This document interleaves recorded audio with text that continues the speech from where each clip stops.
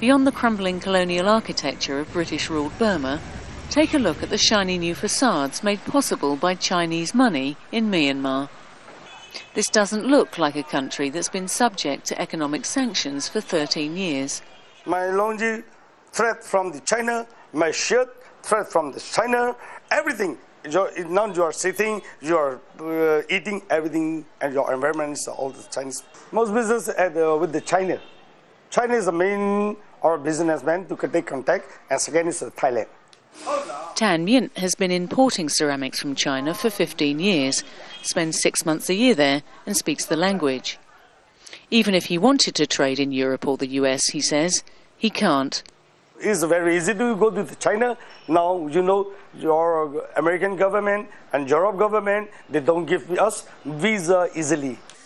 Tan is typical of scores of businessmen who are taking advantage of the interest China is taking in Myanmar. Bilateral trade between Myanmar and China was almost $3 billion in the last year, and Beijing has invested a further $8 billion in energy projects in the country. It's not just China that's making the most of the West's decision to stay away from Myanmar. India, Singapore and Thailand all have significant deals with the military government. Yet Myanmar remains one of Asia's poorest nations, where almost a third of the population lives below the poverty line. Some say Western powers who are trying to force political change in the country through economic sanctions are simply losing out. But British Ambassador Andrew Hayne insists they do serve a purpose.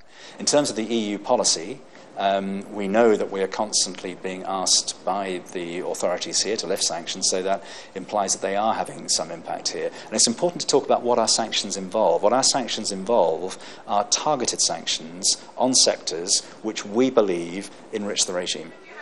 While Hayne sees no progress yet in Myanmar, businessman Tan does believe change is coming. But even he can't say if economics or politics will be the driving force.